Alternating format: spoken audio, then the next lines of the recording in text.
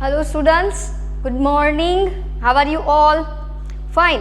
Okay student lastly हमने क्या complete किया है, याद है कितना चैप्टर हमारा आ गया है वो? ओके सबसे पहले हमने ग्राफ प्लॉट करना सीखा था, फिर ग्राफिकल मेथड सीखी थी, है ना?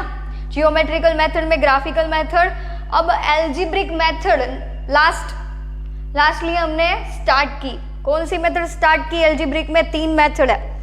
First method is elimination substitution method, second is elimination and third is cross multiplication. 3 method है ना? तो तीनों में से हमने substitution method lastly find out करना सीखा था, है ना? कैसे सब्स्टिट्यूशन मेथड से हम सोल्व कर सकते हैं कोई भी 2 पेयर ऑफ लीनियर इक्वेशन को। तो उसका एग्जाम्पल नंबर 7 देखा था और एक्सरसाइज का क्वेश्चन नंबर 1 का फर्स्ट क्वेश्चन भी देखा था, है ना? तो चलो आज देखना है एग्जाम्पल नंबर 8। तो क्वेश्चन में सिर्फ इतना ही है कि एक्सरसाइज 3.1 का फर्स्ट वाला जो क्वेश्चन है उसके जो पेयर ऑफ लीनियर इक्वेशन है उनका सॉल्यूशन बनाना है। तो चलो सबसे पहले एक्सरसाइज 3.1 में से अब तो आपको आता होगा ना कैसे इक्वेशन बनाते हैं हम, है ना? वो हमने बना दिए हैं पहले ही, लेकिन फिर से बनाएंगे। चलो देखो, Aftab tell his daughter, 7 years ago I was 7 times as old as you were then. Aftab उसकी बेटी को बोलता है कि 7 years ago I was 7 times old.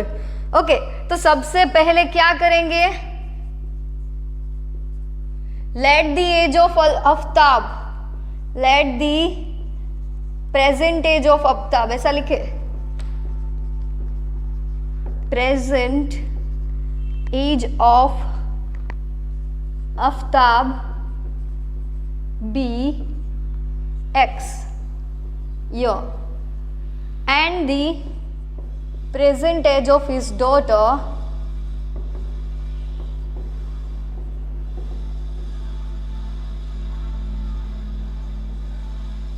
be Y year. Okay, आपकी टेक्स्ट बुक में S और T दिया गया है तो हम यहाँ पे S और T भी लिख सकते हैं।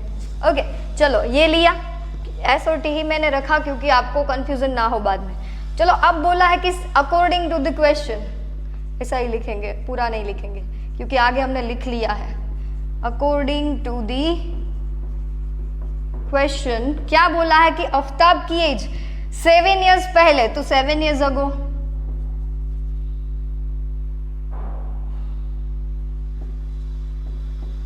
तो 7 ईयर अगो आफ्ताब की एज कितनी हो जाएगी? S थी, तो Aftab age is equal to say S minus 7 and his daughter age is equal to T minus 7। Okay, अब रिलेशन ये है कि आफ्ताब की एज वो 7 टाइम्स बड़ी है, तो ये S माइनस 7 आफ्ताब की एज और ये T माइनस 7 उसकी डॉटर की एज। अब ये बड़ा है, मुझे इक्वल करना है तो इसको भी बड़ा करना होगा। बस अब सॉल्यूशन ले लेंगे तो हो जाएगा S minus 7 as it is 7T minus 7 7 जा 49। देयरफॉर ये 5 नहीं है, S है, तो S चाहिए एज इट इज। 70 को यहाँ पे ले आएंगे तो माइनस, अब 49 सामने है वो माइनस है ना, माइनस 7 को वहाँ जाने देंगे तो प्लस 7। अब 49 में से 7 जाएगा तो 42 बचेगा लेकिन माइनस में, तो S minus 70 is equal to minus 42। तो S माइनस 70 42 को यहाँ पे ले जाएंगे तो प्लस 42 इक्वल टू 0। ये इक्वेशन नंबर 1। और 3 इयर्स अगो की बात की है ना, देखो मुझे तो आज भी याद है 3 इयर्स अगो, तो 3 इयर्स फ्रॉम नाउ यानी कि after 3 years, after 3 year Aftab age is equal to S plus 3 his daughter as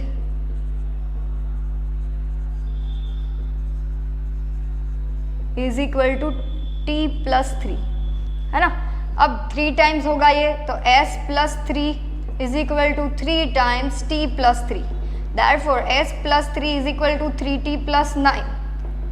S minus 3T ये 9 यहाँ पे आएगा तो माइनस होगा, तो -9 + 3 -6 = 0। ओके, आया समझ में? s - 3t = 6 या तो s - 3t = +6। ओके, हम यहाँ पे इसको +6 रहने देते हैं, 9 - 3, therefore s - 3t = 6। ये इक्वेशन नंबर 2। तो 1 और 2 मिल गए ना। अब substitution method, now solve now by substitution method.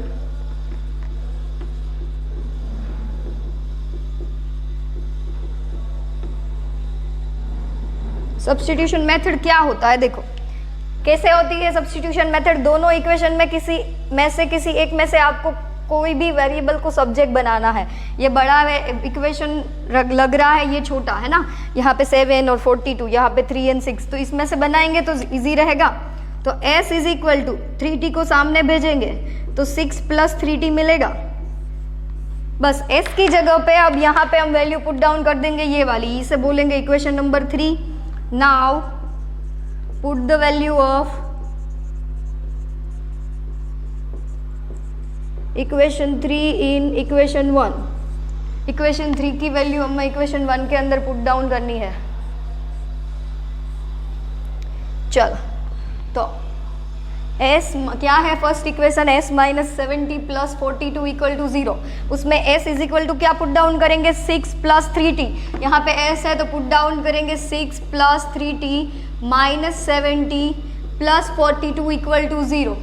6 3t में से 70 जाएगा कि 70 में से 3t जाएगा, 7 में से 3 जाएगा, तो 4 बचेगा बड़े वाले टर्म की साइन के साथ, तो -4t + 42 = 0।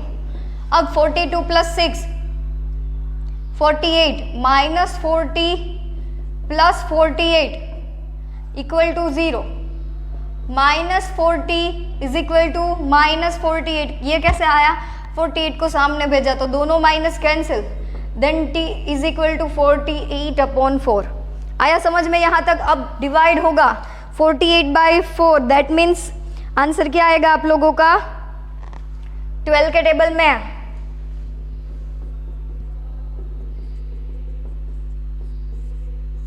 हुआ ये। अब now put the value of t in equation 3।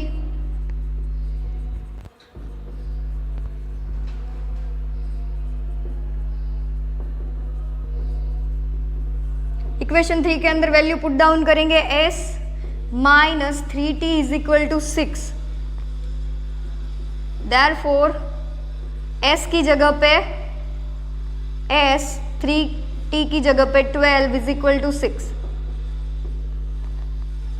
12 3 ज़ा 36, 36 में से 6 जाएगा, सॉरी ये 36 सामने भेजेंगे तो 6 + 36,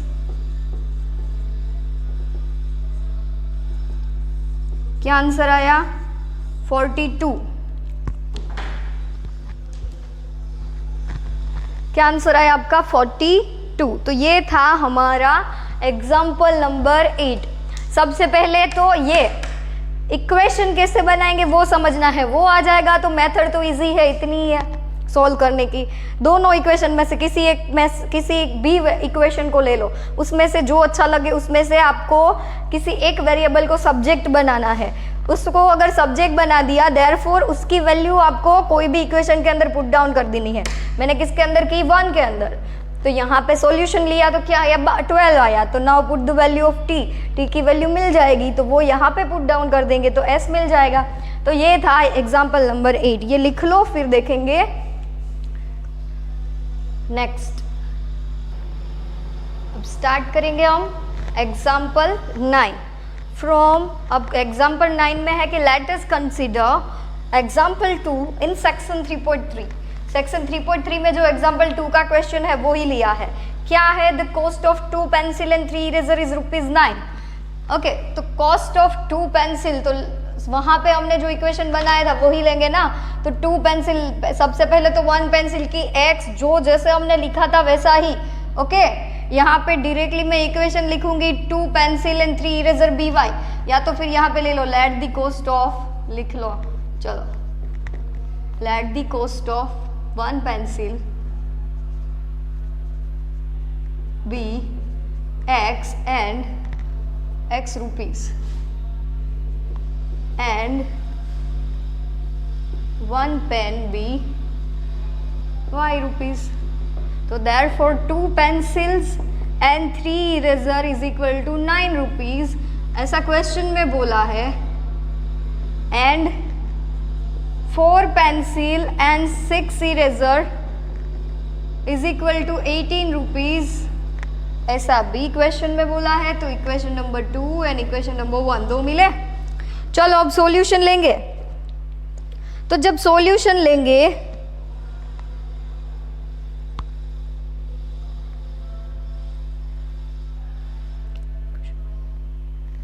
अब क्या करेंगे हम यहाँ पे इक्वेशन 1 एंड 2 का किस तरह से सॉल्यूशन करेंगे. तो देखो सबसे पहले क्या किया था, आगे किसी एक में से सब्जेक्ट बनाओ. तो हम ये बड़ा लग रहा है ये छोटा है तो उसमें से बनाएंगे. तो नाउ फ्रॉम इक्वेशन 1 क्या मिल रहा है, 2x is equal to 9 minus 3y. अभी सिर्फ x चाहिए ना, तो x is equal to 9 minus 3y upon 2. ये मिला equation number 3. Okay, now put the value of equation 3 in equation 1. Now put the value of equation 3 in equation 1. 3 की value 1 के अंदर पुट डाउन करेंगे तो therefore पहले तो लिखो 1 3 2x plus 3y is equal to 9. उसमें x की जगह पे ये वैल्यू पुट डाउन करेंगे तो 2 9 minus 3y upon 2 plus 3y is equal to 9. अब 2 क्या दो यहाँ पे डिनोमिनेटर में, यहाँ पर न्यूमरेटर में, तो cancel. 9 minus 3y plus 3y is equal to 9. Minus 3y plus 3y cancel, तो 9 इज इक्वल टू 9. ये क्या हुआ, ये क्या मिला. आपकी टेक्स्ट बुक में 18 इज इक्वल टू 18 आ रहा है. क्यों, क्योंकि उन्होंने सेकेंड इक्वेशन के अंदर, हमने फर्स्ट के अंदर वैल्यू पुट डाउन की, उन्होंने सेकेंड के अंदर की, इसलिए. अब जब ऐसा मिले तो इसका मतलब क्या है कि this equation true for every value of y की आप कोई भी वैल्यू यहाँ पे पुट डाउन करोगे तो x दोनों सेम ही आएंगे. तो जब ऐसा मिले आपको, therefore we cannot obtain a specific value of x in y. हमें यहाँ पे x की कोई स्पेसिफिक वैल्यू या तो y की कोई स्पेसिफिक वैल्यू नहीं मिलेगी. क्यों नहीं मिलेगी, क्योंकि कोई भी वैल्यू के लिए ये सही जाएगा. यानी कि x की जो भी वैल्यू आप यहाँ पे पुट डाउन करोगे तो y की वैल्यू आपको इसी तरह से इनफाइनाइटली मिलती जाएगी. तो in this situation equation 1 and equation 2 has equation 1 in this situation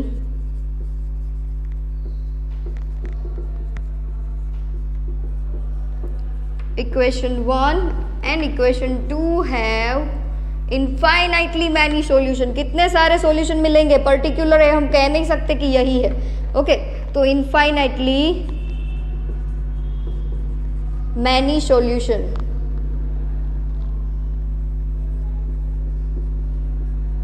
okay, तो ये था एग्जाम्पल नंबर 9, ये आप लिख लो. फिर देखेंगे एग्जाम्पल नंबर 10. तो हमने अभी जो इसके पहले एग्जाम्पल नंबर 9 किया उसमें हमने एग्जाम्पल नंबर 2 लिया था ना, तो उसके अंदर जो ग्राफ मिल रहा था वो कोइंसिडेंट था. इनफाइनाइटली मैनी सॉल्यूशन मिलेंगे. यहाँ पे ये एग्जाम्पल नंबर 3 का है तो रेलवे की पटरी की इक्वेशन है ये, तो वो तो कभी इंटरसेक्ट ही नहीं होंगे, है ना, तो सॉल्यूशन नहीं मिलेगी. तो देखो ये यहाँ पे इसका सॉल्यूशन नहीं आएगा. चलो सबसे पहले नाउ फ्रॉम इक्वेशन 1 एग्जाम्पल 10 में हमने एग्जाम्पल नंबर 3 की क्वेश्चन लेके सॉल्व करना है. ओके, सब्स्टिट्यूशन मेथड से. तो इक्वेशन 1 लिया. अब x plus 2y minus 4 is equal to 0. उसमें से x इज इक्वल टू 4 सामने जाएगा तो प्लस माइनस 2y. ये हो गया equation 3. Now put the value of equation 3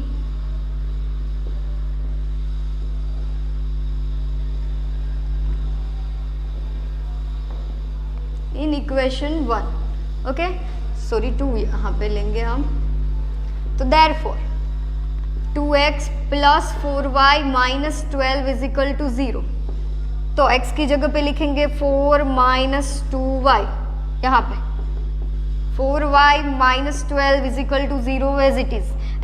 x की जगह पे पुट डाउन किया 4 माइनस 2y, 2 अंदर मल्टीप्लाई होगा 4 2 ज़ा 8 माइनस 2 2 ज़ा 4y plus 4y minus 12 is equal to 0, दोनों कैंसिल, तो 8 माइनस 12 इज इक्वल टू 0।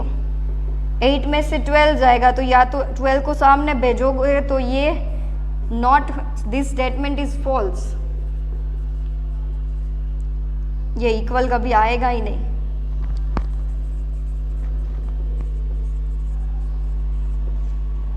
ये कभी होगा ही नहीं। Therefore in this situation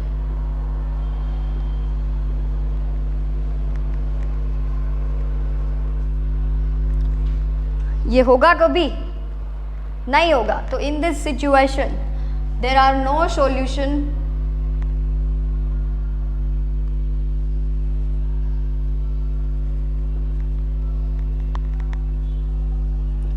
solution of equation. Okay, solution ही नहीं मिलेंगे। वैसे भी रेलवे की पटरी है वो कभी भी एक दूसरे को क्रॉस नहीं करती।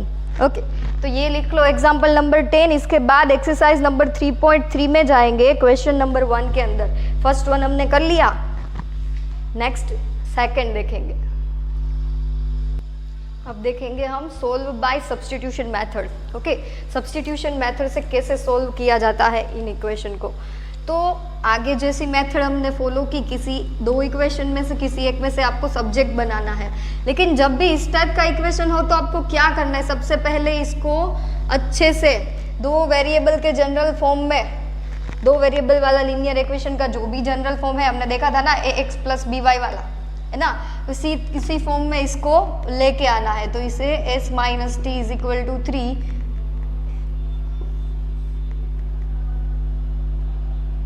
Equation number 1। यहां पे देखो एलसीएम सेम करो, दोनों की डिनोमिनेटर सेम करो। तो 3 यहाँ पे 2, 3 2 ज़ा 6, इसको 2 से मल्टीप्लाई कर देंगे तो यहाँ पे भी 2 से, तो हो जाएगा 2s अपॉन 2 3 ज़ा 6। यहाँ पे 3 से करना पड़ेगा। आपको क्या करना है याद रखो, सिंपली क्रॉस मल्टीप्लिकेशन हो जाएगा। ये 2 यहाँ पे चला जाएगा क्योंकि 2 से ही किया डिनोमिनेटर में, यहाँ पे 3 से किया, ये 3 सामने मल्टीप्लाई हो जाएगा। अब यहाँ पे इन दोनों का मल्टीप्लिकेशन 2 3 ज़ा 6। Okay, therefore 2s plus 3t, 6 6 ज़ा, ये 6 है यहाँ पे जाएगा तो मल्टीप्लिकेशन में 6 6 ज़ा 36, equation number 2। Now from equation number 1, now from equation number 1 क्या करेंगे हम, s की वैल्यू को सब्जेक्ट बनाएंगे। तो s is equal to 3 plus t, क्या आएगा, इसकी वैल्यू हम इक्वेशन 2 के अंदर पुट डाउन करेंगे तो ये इक्वेशन 3 बोल देंगे। Now put the value of equation 3 in equation 1। Now put the value of equation 3 in equation 1। Okay, आया इतना समझ में। दोनों में से सबसे पहले इसको जनरल फॉर्म में लिखा, फिर इक्वेशन 3 बनाया इक्वेशन नंबर 1 में से। अब 3 की वैल्यू हम 1 के अंदर पुट डाउन करेंगे या तो 2 के अंदर, 2 के अंदर पहले करेंगे जब। Therefore 2 into s 3t is equal to 36, ये इक्वेशन 2 लिखा। अब 2s इज इक्वल टू क्या लिखना है, 3 प्लस टी, टी को मैं इस तरह से लिखती हूँ कंफ्यूजन ना हो। चलो, plus 3t is equal to 36, 2 3 ज़ा 6 plus 2t plus 3t is equal to 36, 2t plus 3t,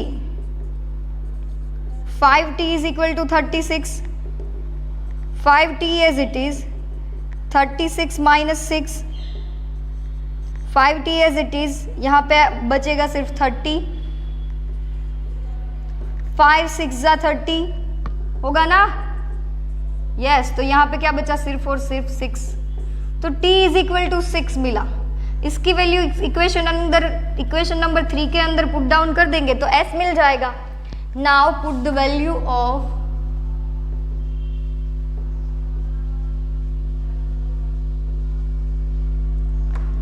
t in equation 3। चलो तो therefore s is equal to 3 plus t, s as it is 3, t is equal to 6। क्या मिला आप लोगों को? 9। अब आपको ये पता करना है कि आपका आंसर सही है कि गलत है, करना है। कैसे पता चलेगा? तो ये दोनों वैल्यू ना ये इक्वेशन के अंदर दोनों में से किसी एक के अंदर पुट डाउन कर दो। तो चलो s इज इक्वल टू क्या मिला, फर्स्ट के अंदर पुट डाउन करेंगे तो 9 मिला, t इज इक्वल टू 6 है तो -6, क्या 9 - 6 3 होता है, 3 इज इक्वल टू 3, तो हमारा आंसर सही है। इसके अंदर पुट डाउन करेंगे तो 2 × 9 + 3 × 6, s और t की वैल्यू पुट डाउन की 18,